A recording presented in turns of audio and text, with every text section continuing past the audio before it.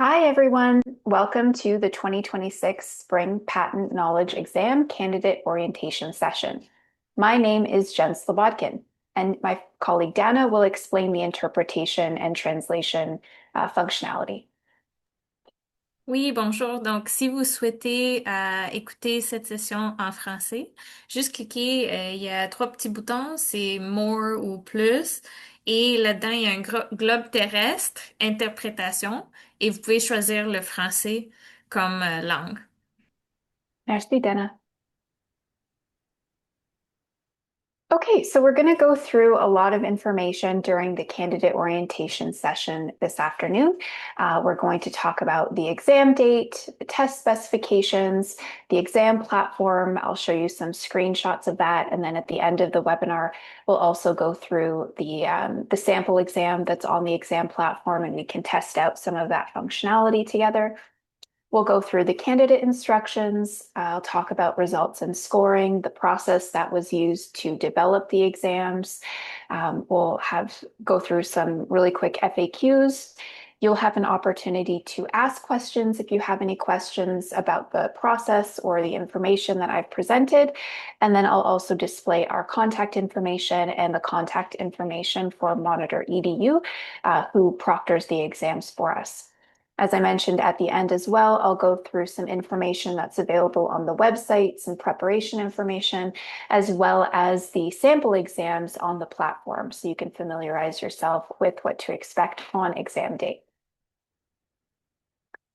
So the exam date this year is June 9th, 2026, which is a Tuesday, and it is being held from 1 p.m. to 5 p.m. Eastern Time. It's really important that you note that this exam is being administered in Eastern Time, and plan your exam writing accordingly if you are in a different time zone, because it's not 1 to 5 p.m. in your time zone. It is 1 to 5 p.m. Eastern Time. All right, now let's go through the test specifications. CPATA develops each exam using a set of test specifications that were approved by the registration committee to ensure the exams test defensively. The test specifications, which you can find on our website, and I'll show you where to find those at the end of the session, outline what an exam will measure in terms of content domain, as well as guidelines on how the content is to be measured. Such guidelines are expressed in terms of structure, so we provide information about format, length, and cognitive level, and context, which are the circumstances in which examination questions are framed and that can influence their interpretation. The content weights for the qualifying exams were each set by a group of practicing agents with the guidance from a psychometrician. These weights were informed by average criticality and importance ratings from the large-scale competency validation survey, which was administered in September of 2022. The recommended content weights were then presented to the registration committee for approval. The knowledge exams are set for 4 hours.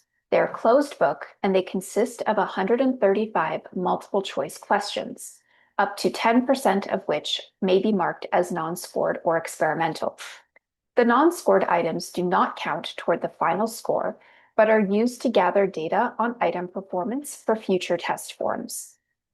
For the exams, the non-scored items are selected after the exams, based on item analysis. In future years, the non-scored items might be selected in advance of the exam administration, though this could change following item analysis. Candidates are not advised which items are non-scored to ensure valid data. In the case of these knowledge exams, 3 hours would typically be adequate for most test takers. Given that time pressure is not a tested construct on this exam, and given accessibility goals, the time to complete the exam was set at 4 hours.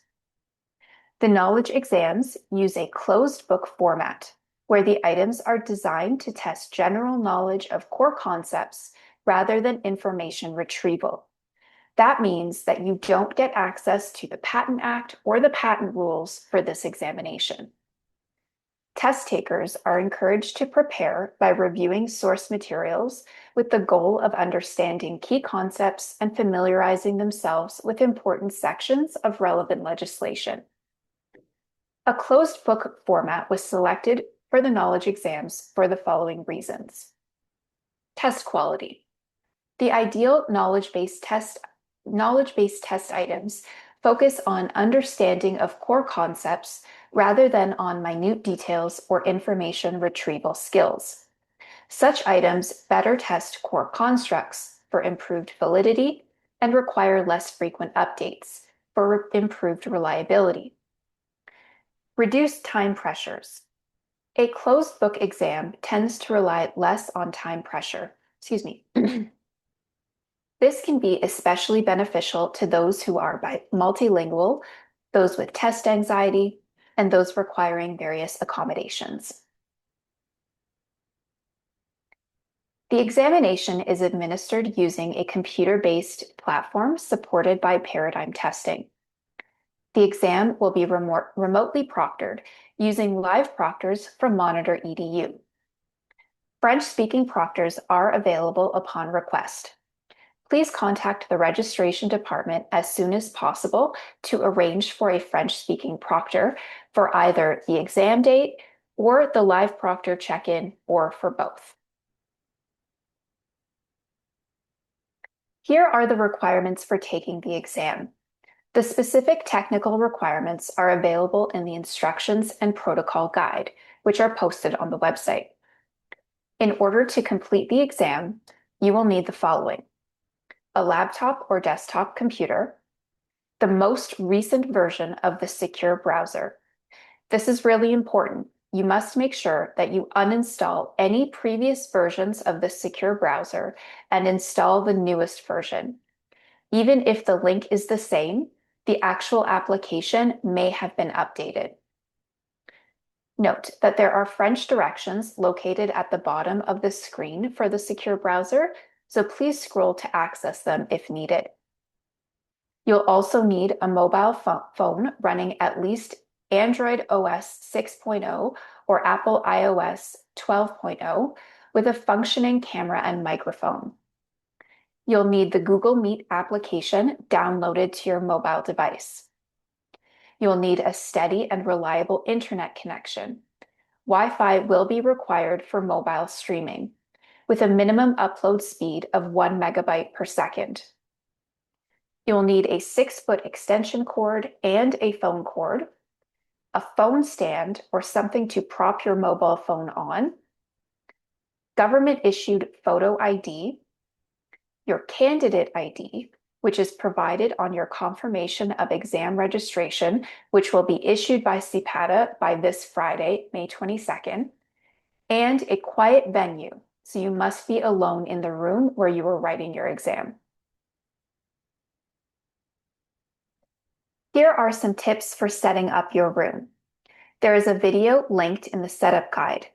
Please keep these things in mind when setting up your testing environment.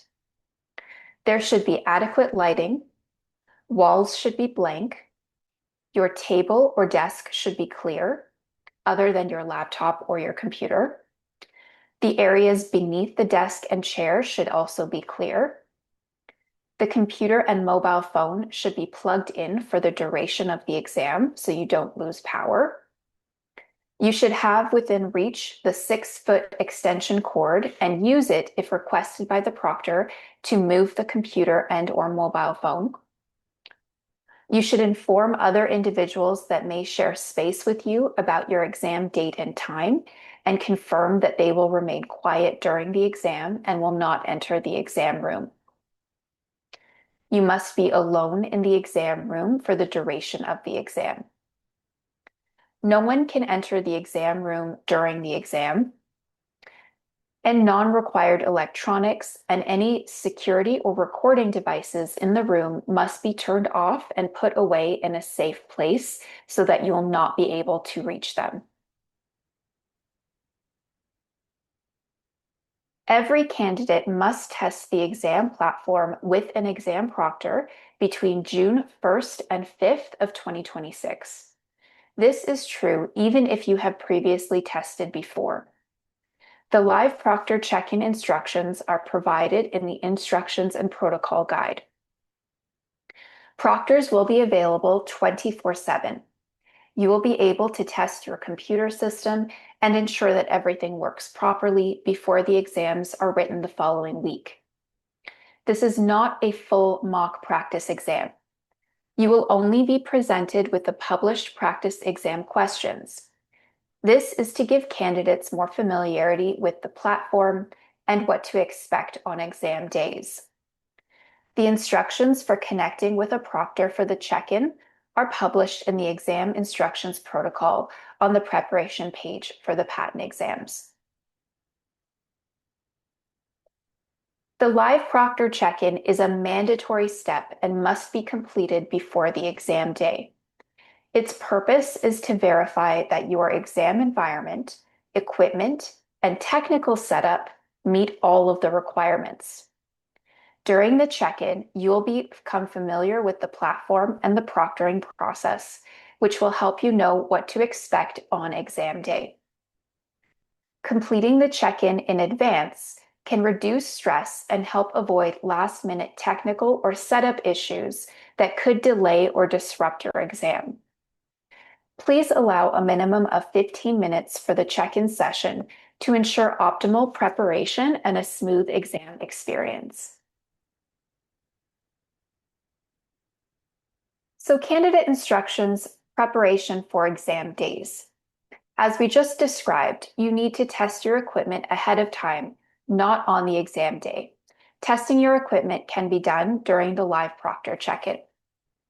You should also make sure that you have government-issued photo ID with you for your proctor check-in and for the exam, so that the proctor can verify that you are the right person writing that exam. And your candidate number or your candidate ID. This is a unique number provided to each candidate for the exam administration. It is not your CPATA ID. And we will be issuing the exam registration confirmations on Friday, which will contain your candidate number. So nobody has a candidate number as of yet. On exam day, it's really important that you connect with a proctor, or you won't be able to access the exam. The proctor will go through the registration process, check your ID, do the room and system check, and provide you with the login information, which includes the link to the exam and your login credentials. It's important that you connect with a proctor before the exam start time at 1 p.m. Eastern. Proctors are often assisting more than one candidate log into the exam. So to help ensure everyone starts on time, it's helpful to connect starting around noon and no later than 12:30 Eastern. All of these instructions are provided in the Instructions and Protocol Guide. During the exam, you may not access the following types of personal items. Mobile phones. There's an asterisk there because the only mobile phone that you are allowed to have with you is the one that you're using for proctoring. You can't have access to any other mobile phone or other electronic devices. You can't have access to any headphones or headsets, either wired or Bluetooth, no handheld computers or other electronic devices. You may not wear a watch. You can't have a wallet, a purse, a bag, or a coat with you. You may not have any books, notes, or any other materials. Also, you may not wear hats or other head coverings unless they are worn as a religious observance. And finally, you cannot read the exam out loud unless you have received approved accommodations. Incident reports. Monitor EDU uses Google Meet to support their proctoring services. This will allow exam sessions to be recorded. The recordings are saved with Monitor EDU for a finite period of time.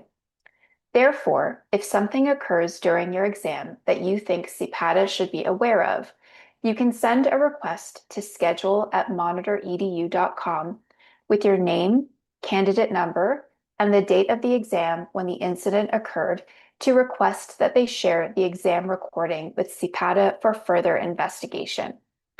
These requests must be submitted to Monitor EDU prior to the release of the exam results. Snacks and water. You may have a drink with you, but it must be in a clear vessel, such as a clear bottle, a cup, a glass, etc., with no labels. If you have a bottle with a label on it, you must remove or cover the label. You may also have snacks with you, but they must be in a clear Ziploc style bag so that the proctor can see what is in the bag. Also, please tell the proctor at the beginning when you're checking in that you'd like to have snacks during the exam so that they are aware. You will receive 2 emails from Monitor EDU. One will be the week before the live proctor check-in, and the second will be the week before the exam. And it will provide you with the protocol for the exam days and some system setup information, which is also found in the Information and Instructions Protocol Guide. Earplugs. If you wish to wear earplugs during the exam, they will need to be new foam earplugs that are still in their package. Candidates must open them in front of the proctor. Candidates must advise CPATA if they wish to use earplugs prior to the start of the exam so that we can inform the proctors. Jewelry. To support the integrity of the exam security process, you'll be asked to remove any jewelry before the exam, such as earrings, necklaces, bracelets, watches, etc. Given that this is a closed book exam, you cannot have any materials with you at all. You cannot have scrap paper or anything that you can write with. This would impact the security of the exam.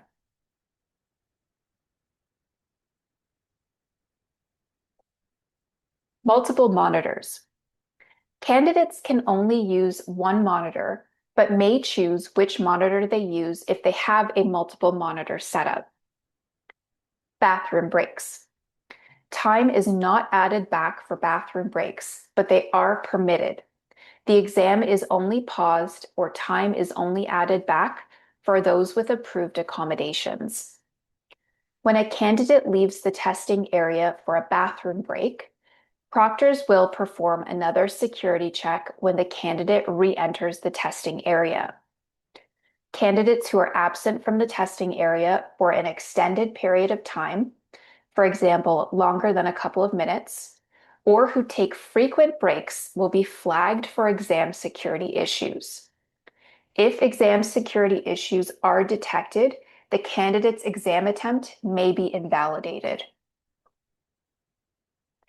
Technical issues.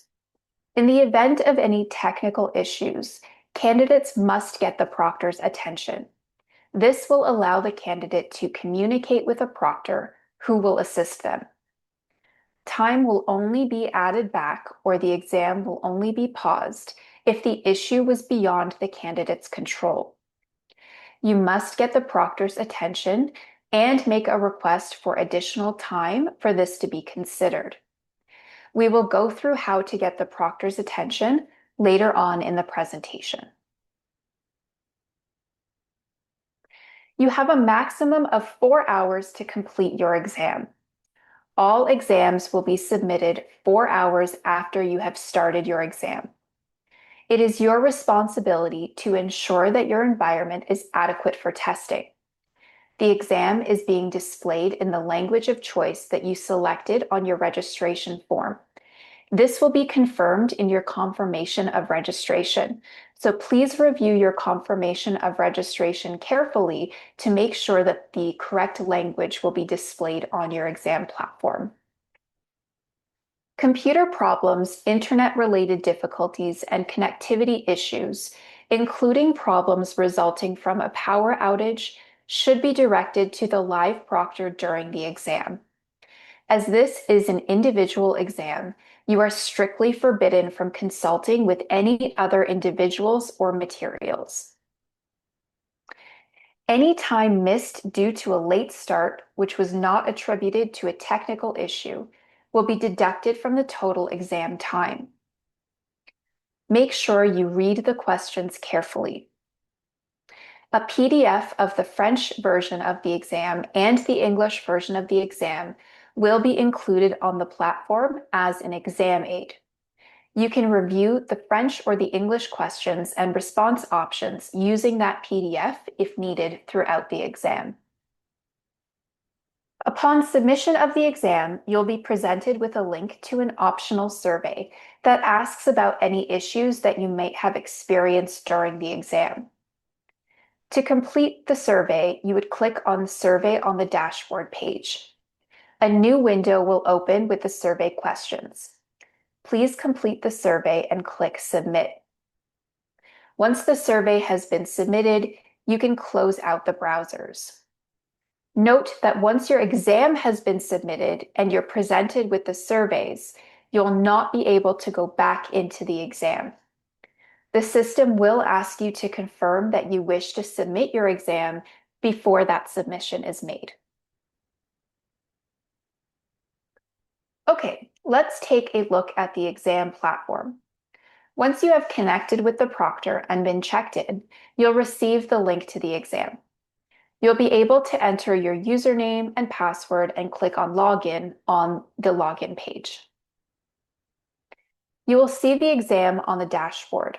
This is also where you'll see the exit survey once the exam has been submitted. Click Start Test to begin the exam. Read the instructions and agree to the candidate agreement. So this screenshot right here is not a current version of the exam instructions or the candidate agreement, but we'll go through the platform at the end of the presentation, and I'll show you what the actual exam instructions are and the actual candidate agreement looks like. You can look at this on our website at any time. They're currently available, and you can familiarize yourself with this information before exam day.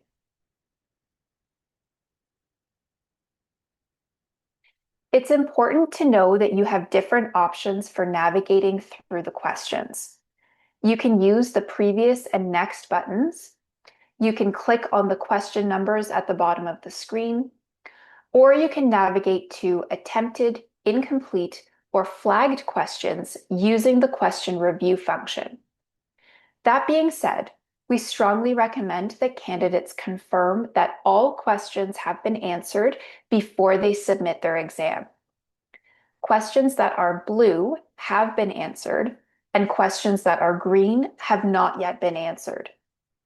I also encourage you to check the question review section in the bottom right corner to ensure that you have answered all of the questions before submitting your exam. Here is a sample view of a multiple choice question. So I'll just go through the various arrows on the screen here. In the top right-hand corner, you'll see a time left number, and that will count down from 4 hours after you've accepted the candidate agreement and you've launched the actual exam questions. This is why you don't need a watch or any other timer on your phone or anything like that. The exam platform itself will show you at all times how much time you have left on the exam. Right below that, you'll see a tab called Exam Aids. This is where you will see a little notepad icon, and that's where you can type notes to yourself if you need to do that. You'll also be able to access the English and French versions of the PDFs of the exam in the Exam Aids section. Underneath that, in the bottom right-hand corner, is the Submit button. So once you have completed your exam and you've checked all of your questions and your answers, and you have confirmed that you are ready to submit your exam, you click on that Submit button in the bottom right-hand corner, and then you'll be able to confirm you wish to submit the exam, and it'll be submitted for you. On the bottom left corner, you'll see the questions across the bottom in the number format. So in the sample exam view, we have 3 questions there, 1, 2, and 3. As I mentioned, they will display as green, and then once you've actually selected an answer, then it will change to blue. Above that, kind of on the left side of the screen, in the middle-ish, that last red arrow is pointing to the navigation buttons. So this is question 1. You have the next button and the bookmark button. On question 2, you would see next, previous, and bookmark. And we'll go through that on the platform when we've completed this presentation as well. Here's another sample view of the exam. This is not something that you will probably see on the knowledge exam, as it has extensive background information, and none of the knowledge exam questions are this long. But this might be another view that you get, say, for the skills exam. And the only things that I wanted to highlight on this slide were the highlight and strike through functionality. So when you're reviewing a question, if some information seems important to you, then you can select that text and click on highlight in order to highlight that for yourself. You can also select text that you might think is extraneous or not important, and click on strike through if you want to kind of, or in the answer options, if you're like, okay, I know answer A is not correct, you can strike that through for yourself. You can also remove that highlight and that strike through once you have added by reselecting the text and clicking remove highlight or remove strike through. And on the right side of the screen, you can just see this is where the exam aids, the tab has been clicked. So you can see a little window has opened there, and that's where you can type your notes to yourself if you wanted to jot down any notes for yourself, because this exam does not allow for scrap paper. Font size and screen zoom. So I wanted to just make a few comments about font size and screen zoom so that you know of the different options that you have to make questions bigger or smaller on the actual exam platform. You can use font increase or decrease to change the size of the text, and I'll show you where that's located on the platform when I share my screen for that at the end.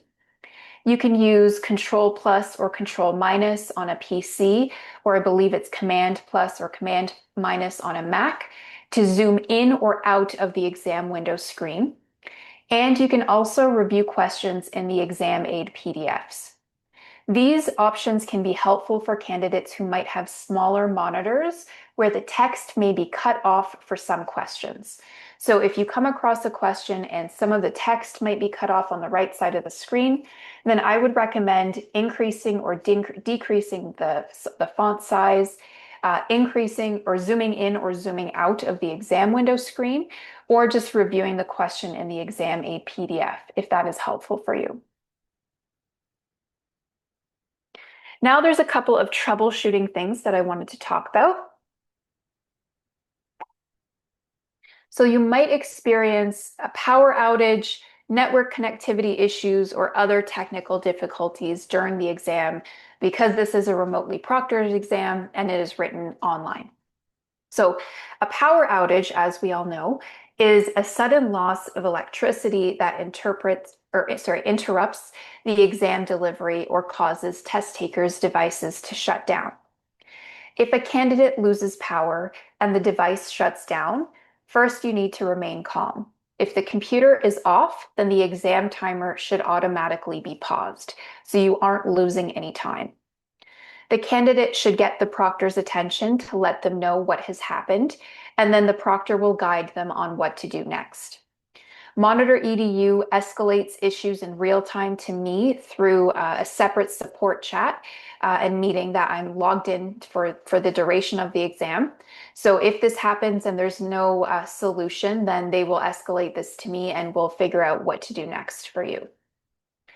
Network connectivity issues. Problems with the internet connectivity can prevent test takers from accessing the exam platform or to cause the exam platform to freeze or disconnect. If you have internet connectivity issues, again, you will need to let the proctor know right away.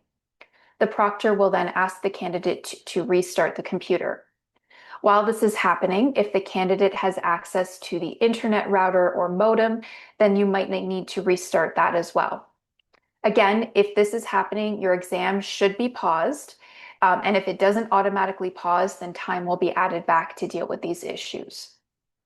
If the issue doesn't resolve itself, then Monitor EDU again will escalate the issue to me, and we'll talk about backup locations or options if the issue persists.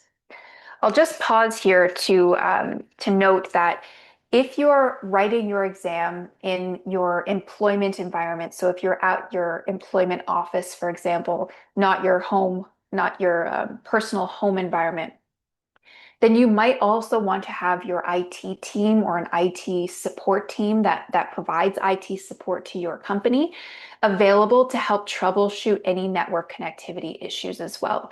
Because you necessarily might not have access to the modem or the router or to troubleshoot network issues. So we do strongly recommend that you write the exam in your home environment so that you have full control over your network as well as your device. But if that isn't an option for you and you're writing at work, then I would tell your IT team ahead of time so that someone can be available to assist you if you have any network connectivity issues. There's only so much that the Monitor EDU team can do. They're proctors, they're not IT specialists, so they're not maybe necessarily going to be able to assist you with something that happens during your exam if you're not at home. Finally, technical issues or software malfunction within the platform. Issues with the exam software, such as errors, bugs, incompatibilities, or crashes that interfere with exam delivery or prevent test takers from progressing through the exam, can occur. If a candidate experiences any of these issues, again, you need to contact the proctor right away for troubleshooting assistance. Remember, if you experience any issues, you need to get the proctor's attention and you need to report what's going on. We have seen in the past some candidates report on their exit survey that they experienced an issue, but then they didn't actually report that to the proctor, so they weren't able to get any troubleshooting help, which doesn't really help either way. So if you experience any issues, then you really do need to connect with your proctor and have them help you troubleshoot through that. So now we'll explain how to connect with your proctor and get your proctor's attention. If you need the proctor at all during the exam, either to go to the washroom, so you can't just get up and leave to go to the washroom, you need to advise your proctor that you need to go to the washroom, or if you're experiencing any technical issues, power outages, or network connectivity issues, if you get sick during the exam, any of these things might require you to get your proctor's attention. First, you need to say your name and raise your hand, kind of like this, and wait for the proctor to connect back through audio with you. So they're going to be watching you during the exam, but their audio will be turned off so that they don't interrupt you or disrupt you. So you need to wave at them, get their attention, say your name. Hi, my name is Jennifer. I need help. And wait for them to connect back with you through audio. Proctors can manage more than one test taker at a time. So if it takes them a minute to respond, it could be that they're assisting another test taker. If they don't respond, you can pick up your phone and wave it at the camera or hold your phone so that they can see that you need something. Please don't disconnect from the video chat without talking to the proctor first. So it's a pretty simple process. Hello, I need help. I need help. My name is Jennifer. I need help. If they still don't respond, wave your phone. Hello, hello, hello. I need help. So that's essentially what you need to do in order for them to realize that you need some assistance. All right. So now let's talk about results and scoring now that we've gone through kind of the mechanics of exam days. There's no single method to determine a defensible pass mark for all tests or purposes. Different methods are suited to different circumstances. As a licensing body, CPATA needed to select an approach to standarding based on the purpose of the exams, which is to assess entry-level competencies as well as how closely the method aligns with assessment goals. For a high-stakes licensing exam, in other words, a test with important consequences, the selected standard setting approach needs to relate to the purpose of the exam, be appropriate to the level of complexity of the competencies being assessed by the exam, be appropriate to the specific format of the exam, for example, multiple choice versus performance-based, be supported by scholarly research which supports its use, and for practical reasons should reflect the availability of resources. In 2023, the registration committee approved the methodologies which are used on the new exams to determine the pass marks. For the knowledge exam, they approved a method called the modified Angoff method. The modified Angoff method is the most well-studied and documented standard-setting method. It's the most commonly used method for setting cut scores in credentialing contexts, and uses a standards-referenced approach, which means that the pass mark reflects the standard and expectations of the profession. A minimum standard is determined through a systematic standard-setting process, which involves a panel of subject matter experts who are practicing agents. These panelists make ratings based on expected performance of a minimally competent candidate for each exam item. The total number of scored questions that a candidate answers correctly on the exam, each worth 1 point, will be compared to this minimum standard to determine the overall result. All candidates receive a performance report which outlines the candidate's performance on the patent knowledge exam. This report includes the overall result of competency demonstrated, means you passed, or competency not yet demonstrated, which means you did not yet pass. The result competency demonstrated means that performance on the exam met or exceeded the minimum standard, showing a general understanding of the core concepts associated with patent practice. This result indicates that the candidate has the entry-level foundational knowledge necessary to support future learning and development in this area. Subject to meeting other requirements, like completing the 24-month training requirement, this result means that the candidate is eligible to register for the patent agent skills exams. The results competency not yet demonstrated means that performance on the exam did not meet the minimum standard. The candidate did not yet prove a sufficient understanding of the core concepts associated with patent agent practice. The candidate may have gaps in their knowledge of foundational patent, in their understanding of foundational patent knowledge, and the application of key patent principles. This suggests that the candidate needs further preparation and study before reattempting the knowledge exam or before attempting the skills exams. The performance report also includes an overall performance descriptor that compares the candidate's performance, which is the number of questions answered correctly, to the minimum standard. This information, along with measurement variability data, informs an estimate of how close the candidate's performance was to the passing standard. Measurement variability data is a statistical summary that represents the dispersion or spread of data points in a data set. The performance categories are above the standard. This is where the candidate's performance on the exam was above the passing standard, demonstrating competence beyond the minimum requirements. Just meets the standard. The candidate's performance just meets the passing standard, demonstrating a satisfactory level of competence. Approaches the standard. The candidate's performance was close to the passing standard, showing some potential. However, some improvement is needed to meet the standard. Below the standard. The candidate's performance was below the passing standard and improvement is needed. Candidates who receive an overall result of competency demonstrated would receive a corresponding performance descriptor of either above the standard or just meets the standard.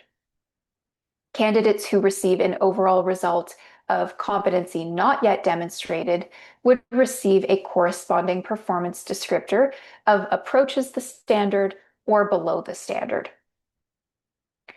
Finally, the performance report lists the knowledge areas that are tested on the exam, as well as the percentage of questions on the exam related to each area.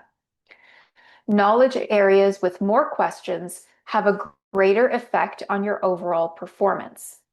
The performance details show whether the candidate's performance in each knowledge area meets, which means is equal to or exceeds, or is below a minimum threshold that is set for each area.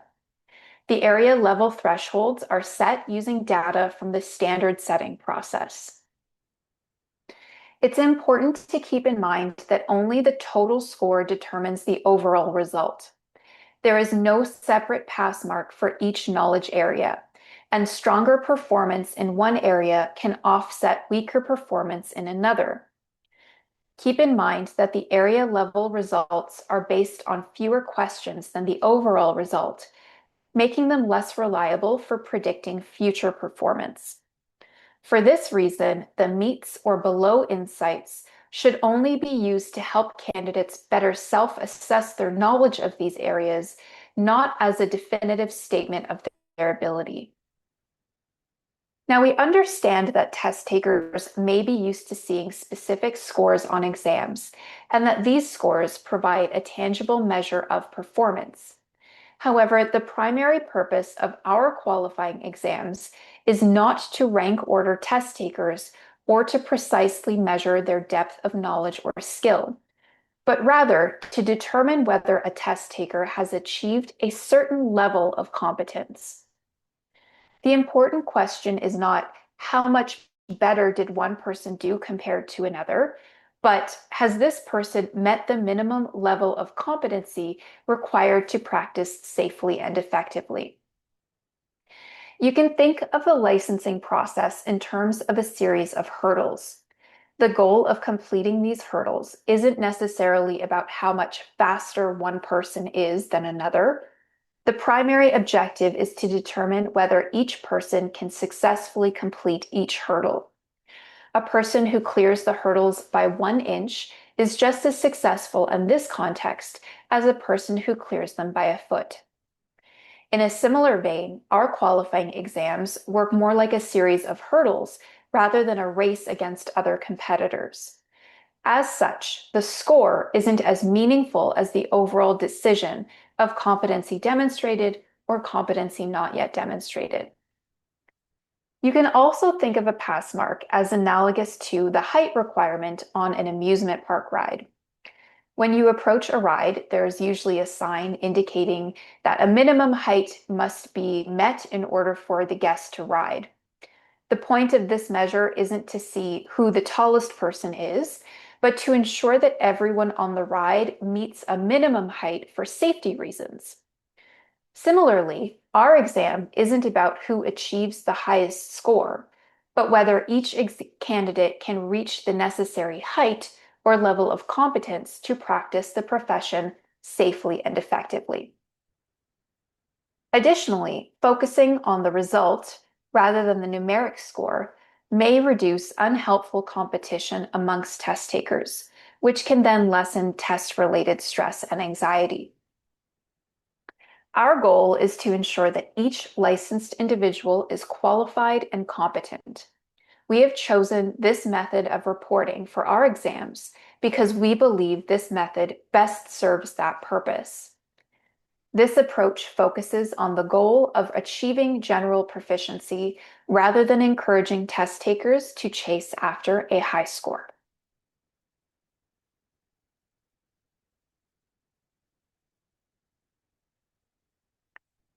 Finally, you might be wondering if you can challenge your result. The short answer is no, you cannot challenge your result. The long answer is the whole process that I'm just going to explain to you about why you can't challenge your result. So the process used to create, administer, and score the knowledge exams employed a psychometric best practice at every stage to ensure that it was valid, reliable, defensible, and fair. So for item development, practicing agents were recruited to develop the item bank for the knowledge exams. Each agent received a development assignment, which was coordinated to ensure that the mix of items and their content area aligned with the proportion of items that appear in each test form, as required by the test specifications. They were required to adhere to an item development guide, which helped them develop quality test items. It outlined fundamentals, recommended practices specific to multiple choice questions, and writing conventions that applied to all items of various types. After the items were developed, they underwent a rigorous review process to ensure that the questions were appropriate and that the answer key was correct. This included a peer review, where an independent subject matter expert, so someone other than the person who developed the item, reviewed the item for content and quality. For example, the alignment to the test specifications in terms of the competency and cognitive level, suitable level of difficulty, and whether the answer key was correct. A psychometrician then reviewed the items to confirm that they adhered to defensible item development practices. Another group of independent subject matter experts who were bilingual practicing agents not involved in the item development process reviewed the items to ensure that items in each language were equivalent and meant the same thing. Finally, a subgroup of the Skills Exam Advisory Group completed a review to identify any outstanding issues or concerns. After all of the reviews were completed, the exam form was assembled in accordance with psychometric best practices and with the approved test specifications. The form was assembled and randomly sequenced in a way to balance content area and cognitive level. Once the form was assembled, it was piloted by a group of practicing agents. An item analysis was conducted by a psychometrician to flag items that required further review, and any outstanding issues related to the items were resolved before the exam is administered. After the exam is administered, we complete the standard setting process as previously described when I spoke about results and scoring. During this process, the psychometricians conduct another item analysis with data from the actual exam administration. The exam advisory group members then complete a key validation process where they review and validate items flagged during the analysis. During this process, the answer key may be corrected. An item could be scored with 2 or more keyed answers. All candidates may be awarded credit, or the item may be removed from scoring. The standard setting process occurs to derive the proposed pass mark. The registration committee then meets to approve the pass mark, and the results file is generated using that information. The results file is then reviewed for accuracy before the performance reports are generated. In summary, we have implemented checks and controls in the development, review, and scoring process to verify the accuracy of the results. This includes investigating and resolving any discrepancies or questions before releasing performance reports. In addition, before notifying any test taker of a result of competency not yet demonstrated, we engage in an administrative review of that result. This review is automatic and at no cost to the candidate.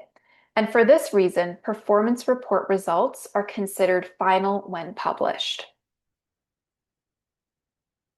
The knowledge exams are administered twice per year starting in 2025, once in the winter and once in the spring.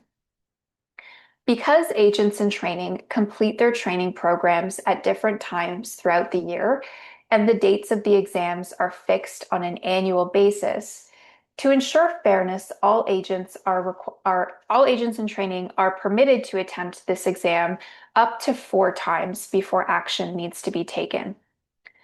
Remedial training and education may be required in the following circumstances.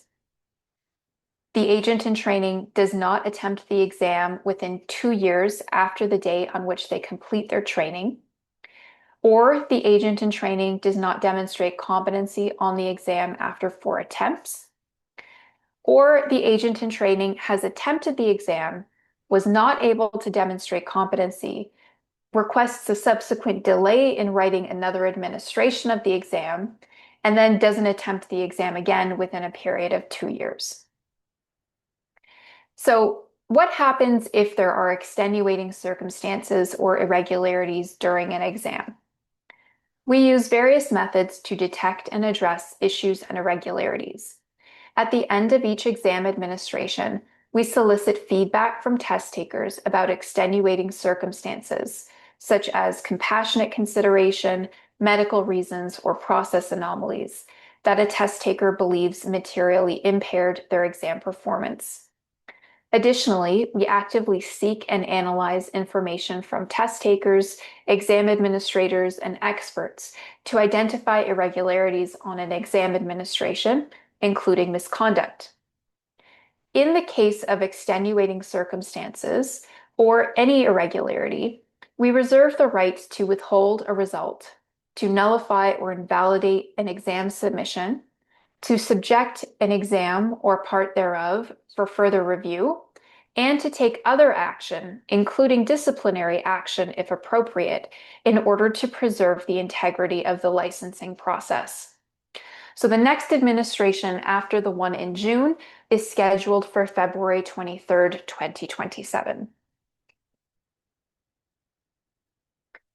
In terms of preparation and resources, resources are available on our website to assist candidates in preparing for the exam. This includes the candidate guide, the setup guide, what to study, the test specifications, and the sample exams. So in a minute, I will stop sharing my screen and then I'll start sharing the website and we can go through what all of that information looks like on the website. But I'll just quickly also show you our contact information. So if you have any issues or questions with Monitor EDU, then you can reach out to them via the email that's on this slide, or you can chat with one of their live agents or proctors at that link. If there's anything else that you'd like to talk about or that you have questions about, then you can reach out to the registration department, and all of you are familiar with our email address. So I'll open up the floor to questions in case you have any questions. I'm just going to stop sharing my screen for a moment and start resharing the website while any questions potentially come through. All right, so I'm going to share screen 2. Awesome. Okay, I'm going to be looking over to my left monitor just so that I can see what you guys are seeing here. But this is what the preparation page for the exams looks like. On the left, I have the English version. On the right, I have the French version. So right at the top of the screen are the candidate guides. We have the knowledge exam candidate guide, which is the first one there. And if you click on that, then you will be brought to a document that describes let's zoom in here, that describes pretty much what I just explained to all of you during the orientation session, information about time, the exit survey, logistics, incident reports, all of those things. So you can find all of that information in the candidate guide on the website. Next under that is the skills exam candidate guide. So you can skip over that for now because you're worrying about the knowledge exam, not the skills exam yet. But if you click on exam instructions and protocol, then the information from Monitor EDU becomes available in terms of the live proctor check-in and exam day, how to set up your phone, how to set up your webcam, various settings that you might need to use, how to test your internet speed, practice setting up your mobile phone. It's got a video linked in here for you in terms of how to set up your room. Then on exam protocols, it essentially just explains everything that I just explained to you in terms of what you need to do for the secure browser link, exam room setup. It has all of the information that you need here.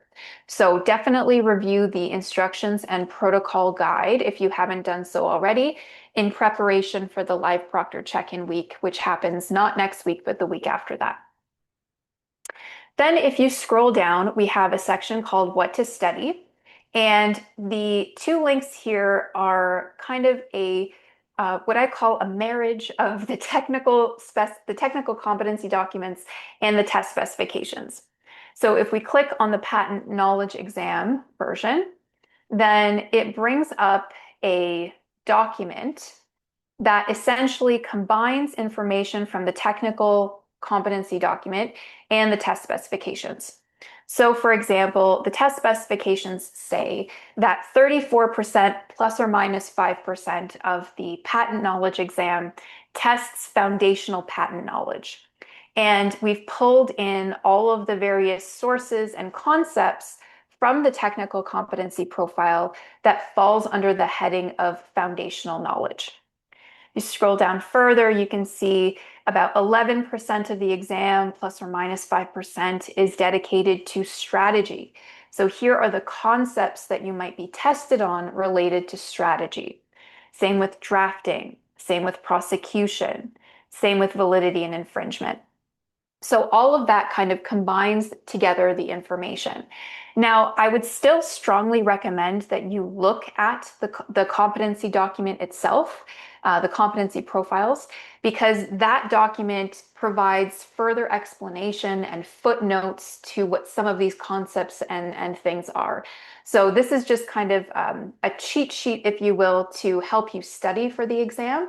But if there's something on here that you're not familiar with or you don't really know what it's referring to, definitely go back to the technical competency profile and read it from there, because there might be a footnote that is more explanatory for you to look at. You can also find the test specification. So that's literally just the document that I was presenting at the beginning of the webinar that has the breakdown of the content areas, how long you have to write the exam, how many questions there are, the cognitive levels, all of that information. So that's on the test specifications. Now, if we scroll down a little further, we are into the sample knowledge exam questions. The sample knowledge exam questions, if you click on the first link there, it will actually launch the platform for you. So these are the instructions that you will get on exam day that you can read through now or at any point to familiarize yourself with what you'll see on exam day. And you can obviously, I encourage you all to read them on exam day as well, but you can read them ahead of time to become more familiar with the information. You can also review the candidate agreement, which pretty much says you're not going to cheat, you're not going to do anything bad, and you promise that you're not going to do any of those things. And so read through the candidate agreement as well. And the very bottom of the candidate agreement, you will have the accept or decline buttons. So I'm going to click on accept. Of course, that's happening. I think it's because I have two open at the same time, because I did try this earlier and it worked. Let me see if it works on the French side. Of course, it works on the French side. I did test the English one before this webinar and it worked. So anyways, it should work for you, but I'll make the screen bigger so you can see what I'm showing you. So on the sample exam, these are the 15 sample exam questions that are available for anybody to look at. And this is what it will look like for you on exam day. So as I mentioned, you have a timer in the top right-hand corner counting down from 4 hours. You have the exam aids. So you can write, this is a test or whatever your notes are. PDF of the exams will be in here. So you can see what it looks like to kind of look at a PDF on the platform. You can highlight and you can strike through. So that's what that looks like. And then you can see all of these are green right now because I haven't answered any of those questions. But as soon as I click on a response, even if it's the wrong response, that question will now turn blue. So I'm going to go to the next question. It'll show me question 2. And then you're able to, again, read the question, answer the question, click on next. Now 2 questions are highlighted in blue and the rest are in green because I haven't answered them yet. So that's what navigation kind of looks like. You can click on back, you can click on next, you can flag a question, so add it to your bookmarks because maybe you don't know the answer right off the top of your head, so you want to go back to that at the end. You can also increase or decrease the font size here by going like that. It gets really, really big or really, really small. So that's where the font functionality comes into play. I don't know if you can see this because there's a little, oh, there we go. I moved that. So there's a little question counter along the bottom. It'll show you how much percentage of the exam you've completed based on the number of questions that you've answered. What else is there? If you click on submit, then the special little message will pop up asking you if you really wanted to submit. If you click on cancel, then you'll be brought back to the exam questions. If you click on submit, then it will actually submit the exam for you. So essentially, I'm going to see if I can get this to work on the English side. I'm just going to refresh the page. There we go. Okay, so see, I wasn't lying. The English does work, but same setup, same process, only it's in English rather than in French. So I do encourage everybody to look at the website. I'm going to stop sharing now. I do encourage everybody to look at the website and to practice on your own and test your functionality before the live proctor check-in. But this is what you'll do during the live proctor check-in. You'll essentially go through the check-in process, the room setup stuff. You'll test the sample exam using the secure platform, and then you'll be ready to go for the exam day. So I don't see that any questions have come through while we were chatting, but I will leave you guys with a couple of minutes to type any questions that you might have into the question and answer box. I'll take a drink because I'm parched right now from talking so much.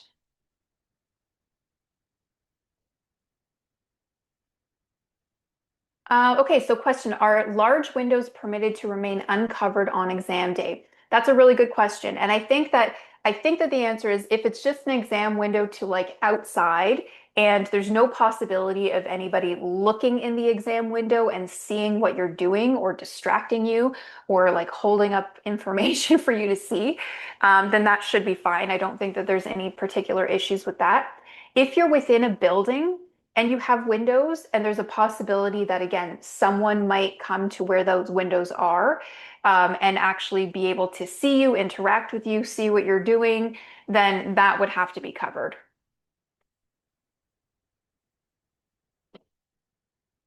Good question though. Again, we strongly recommend that you write in your home environment just because sometimes employment networks can be a little bit finicky. Next question, can we get the practice question papers or previous papers other than the 15 sample questions? No, we don't release any previously administered exam materials. The only preparation questions that we have provided are the 15 sample questions that are on the website.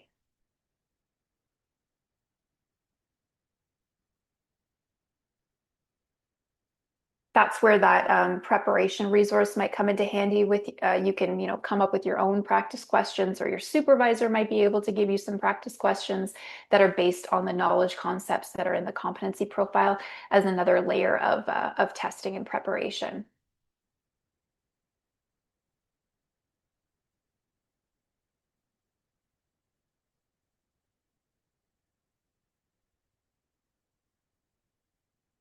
No problem.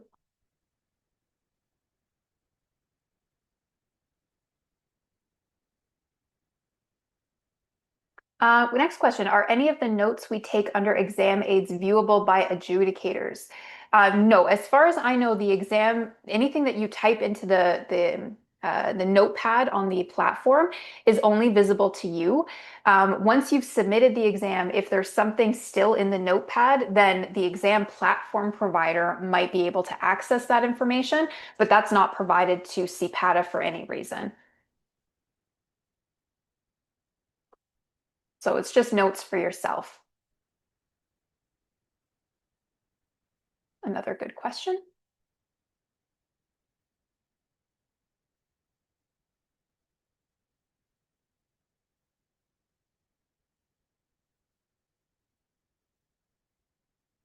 Again, you don't have access to any materials during this exam. It's closed book.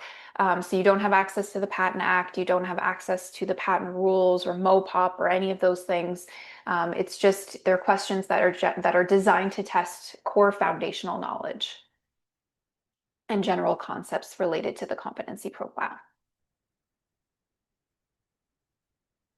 Okay, so somebody's asking, in order to have a proctor in French, do we contact CPATA directly? Yes, so you can send an email to the CPATA registration email, just indicating that you need a French proctor for the live proctor check-in and or the exam day, and then we'll put you in contact with Monitor EDU so that they can make sure that that's available for you during the live proctor check-in week. We might ask you to pick a specific time that works best for you during the proctor check-in week, just to make sure that they have a French proctor available for you. But definitely it'll be arranged for you on the exam date. Question, can you have tissues in the exam space if you're feeling sick? That's a really good question. And I believe that the answer would be you can have like a stack of tissues that you have taken out of the box or like in a Ziploc bag or something, but not the actual box itself, just for like exam security reasons. And you would just advise the proctor ahead of time that, you're sick or whatever, and so you have tissues and you would show them the tissues, unused tissues, before you start the exam. You don't want to be seeing the used tissues.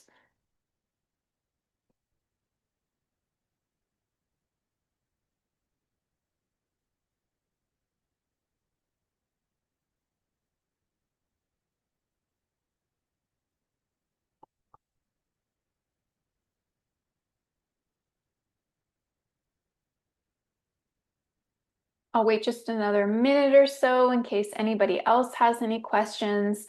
If you don't feel comfortable asking something during the webinar, then do feel free to reach out to us through the registration inbox. You can send us a question anytime. Emily and I are available this week to help you. And then Tifan is off this week, but she'll be back next week. So if you have anything, then we'll definitely be able to respond to you as soon as possible. And I just wanted to also say the recording for this webinar will be posted in the next couple days, as well as a PDF of the slide deck. So we'll be posting both things on the website on the same place where you actually registered for the orientation session. And it'll also be linked in your confirmation of registration when you get that on Friday. So don't feel like you had to have written everything down. You can always reference the recording or the PDF of the slides at a later date.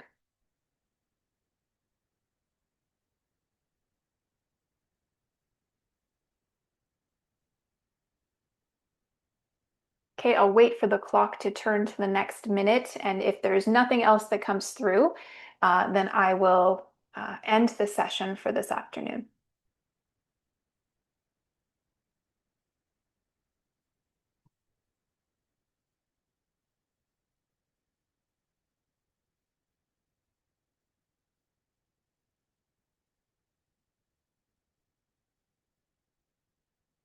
In the meantime, I will thank our team that helped me today. So thank you so much to Dana and Andres, Emily, and our interpreters. Much appreciated. I can't do these things without your help, so we really do appreciate it. It's a team effort. Thank you all, everybody who participated today. Thank you for your questions, and good luck on June the 9th. I'm sure everyone will do great. And yeah, let us know if you have any questions or anything else comes up that you'd like to chat about. Otherwise, have a lovely rest of your afternoon well, I guess it would be afternoon for everyone starting now because it's after 3 o'clock. But yeah, have a lovely rest of your afternoon and we'll talk to you soon. Thanks, everybody. Bye.